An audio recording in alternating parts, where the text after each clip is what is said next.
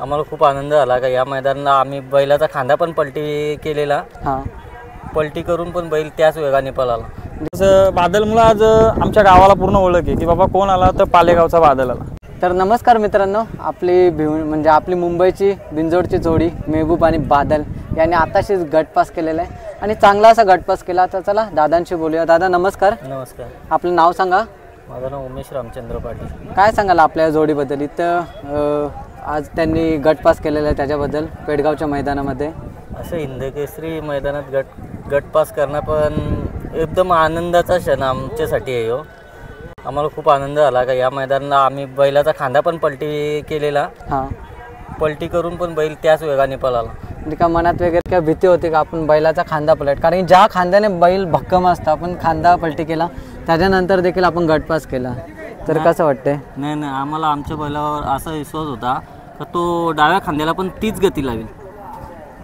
याच्या आधी म्हणजे डाव्या खांद्याला आपण टाकलेला का बैलाला? नाही ना, पहिल्यांदा टाकला आणि पहिल्यांदा चांगला असा गटपास देखील त्यांनी आम्हाला सांगितलं की आज बैल आपण डावी खांद्यातून पळूया।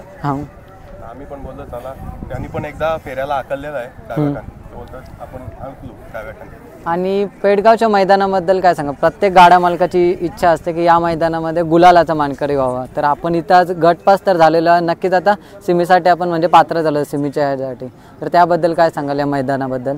या हिंदकेसरी मैदानात आम्ही 100% फायनलला राहू।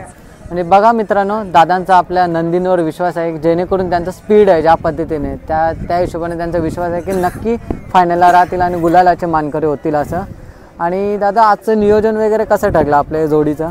आमचा मुंबई हिंदकेसरी मैदान होता, त्याच मैदानाला आमचा पहिरा झालेला, पण पाऊस तिथं पडला, त्यामुळे आम्ही बोललो का हो पण हिंदकेसरी मैदान आहे, या हिंदकेसरी मैदानाला आपण हीच गाडी पळवूया।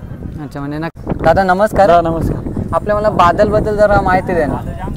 दादा बादलला आम्ही बिंजोडलाच जास्त पळवला आहे। फर्स्ट टाइम आदात होता तेव्हा पळशीला मैदान होता आदातचा। फर्स्ट टाइम येऊन आम्ही तिथं गुलालाचा मानकरी झालतो तिथे, म्हणजे तीन फेऱ्या पहिल्यांदा पळवल्या, तिथे गुलाल घेतला।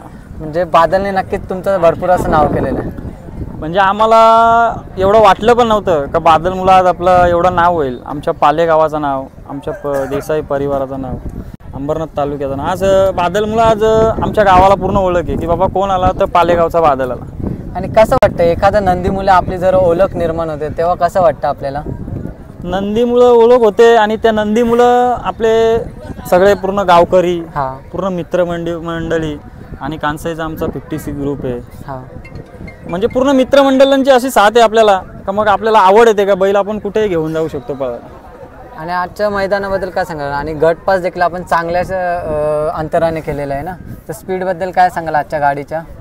आज बैल महबूबचा खांदा पण चेंज केला, पण आपण कसं आहे जो ड्रायव्हर बसतो त्याला माहीत असतं की बैल कसा पळेल। आम्ही बिनभरोसे आम्ही बोललो तुम्हाला जसं वाटेल योग्य तसं तुम्ही करा, आम्ही तसं त्यांच्या रीतीने हे केलं आणि गाडी म्हणजे खुल्ला निकाल घेऊन गटपास झाली। म्हणजे भरपूर आनंद आहे एवढ्या मोठ्या हिंदकेसरी मैदानात आज महबूब सोबत पळायला आम्हाला भेटलंय, एक आमच्यासाठी एक आनंदाचीच गोष्ट आहे। बरोबर, कारण की महबूबला आपण बघतो बिंजोडमध्ये देखील तसंच नाव आहे, तसंच आपण 3 फेऱ्यांमध्ये नाव म्हणजे तो करत आहे, त्याच्यासोबत आपला फेरा जुलून आला आणि आपण गटपास देखील केलेला आहे। तर काय बोलाल पेडगावच्या मैदानाबद्दल आणि जे पण आपलं प्रेम भेटतंय मित्रांचं त्याबद्दल काय सांगाल? प्रथम तर दादांचं धन्यवाद का एवढ्या मोठ्या मैदानात आपल्याला दादांनी पायरा दिला, कारण सगळ्या गोष्टी पायऱ्यासाठीच भरपूर अडचणी असतात। बरोबर आहे, पण दादांनी एवढ्या मोठ्या पेडगाव एक नामांकित मैदान आहे आणि त्या मैदानात दादांनी पायरा दिला, दादांचं वैभवदांचं एक मनापासून धन्यवाद। बरोबर, कारण की पेडगावचं मैदान एक बघायला गेलो की शेतकऱ्याची पंढरी बोलली जाते, इथे जो पण गुलालाचा मान करेल, जो पण गुलालापर्यंत पोहोचेल त्यांचं इतिहासात नक्कीच नाव राहणार आहे, कारण की वर्षातून आपल्याला असं नामांकित असं मैदान एकदाच बघायला भेटतं। आता काय बोलाल मैदानाच्या नियोजनाबद्दल? कारण सकाळी एकदम स्टार्टिंगला बघायला गेलो 7:30 पर्यंत पहिली गाडी सुटलेली आणि आता पण त्यांचं नियोजन तसंच चालू आहे त्याच रीतीने।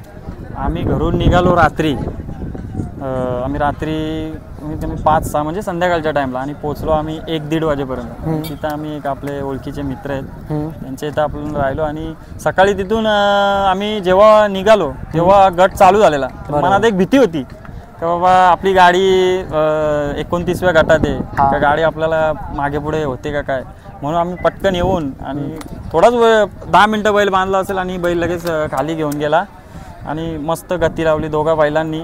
एक बैल पळून चालत नाही, बरोबर आहे. दोन्ही बैल पळाली तरच 100% गुलालाचा मानकरी होतो. आणि आजचं जे ड्रायव्हरने जे डिसिजन घेतलं म्हणजे योग्य असं डिसिजन घेतलं की खांदा चेंज करायचा, त्याचा आपल्याला फल आपल्याला बघायला भेटे. आपण गटपास देखील झालो. तर दादा मी तुमचं जास्त वेळ नाही घेत कारण की तुम्हाला पुढची देखील तयारी करायची, आपली सिमीची तयारी आता करायची असेल. तर धन्यवाद, तुम्ही मला मोलाचा वेळ दिला. धन्यवाद दादा तुमचं पण. तुम्ही आम्हाला इथं एवढ्या हिंदकेसरी मैदानात आमच्या बैलाला प्रसिद्ध करताय, तुमचं पण मनापासून आभार. नाही, ज्यांच्या म्हणजे ज्या शेतकऱ्याचे नंदी आपल्याला पलताना दिसतात, ज्यांचं पलतात त्यांना पण नक्कीच पडद्यासमोर करतो. आपलं असं काही नाही की कोणतं नंदी दाखव, ज्यांचं नाव आहे, ज्यांचं नाव होणार ते आपण नक्कीच दाखवतो. 100% तुम्ही सगळ्या नंदींना घेण्याचा प्रयत्न करा. नंदी सगळ्यांचे सेम आहेत, बरोबर आहे. पण नंदी काय ज्याच्या क्षमतेवर नंदी पळतोय, कोण त्याला काय हे करत नाही. तुम्ही सगळ्यांची बाईट घ्या, बरोबर. म्हणजे सगळ्या गाडा मालकांना एक आनंद पण वाटेल का बाबा आपल्या बैलाला एक बाईट घेत आहे, तर समोरच्या गाडा मालकाला वाटतो की आपला बैल कुठेतरी चर्चेत मोठा आहे, म्हणून तो एक आनंद असतो. बरोबर.